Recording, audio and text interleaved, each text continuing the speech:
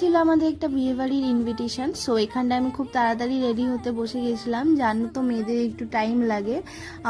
এখানটায় আমি একটা সুন্দর বেস ক্রিয়েট করে নিয়েছিলাম, আর আজকে আমি আমার রিসেপশনের শাড়িটা পরবো বলে ডিসাইড করেছিলাম। যে 1 বছর হয়ে গেছে শাড়িটা পরাই হচ্ছিল না, সো আজকে ভেবে নিয়েছি যে যে করেই হোক শাড়িটা পরবো। কিন্তু শাড়িটা ছিল ভীষণ ভারী, এই গরমে কি করে আমি ক্যারি করব সেটাই ভাবছিলাম, কিন্তু দমনো দমনো করে ভাবলাম না থাক পরেই নি। সো আমি এখানটা একটা খুবই লাইট একটা মেকআপ বেস ক্রিয়েট করেছিলাম। সেদিন ছিল খুবই গরম, এর জন্য যে বেশি হেভি মেকআপ করব না।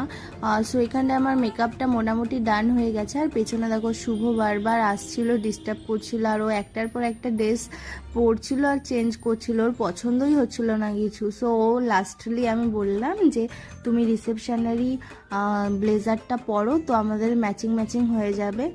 সো এটা আমার ফাইনাল লুক।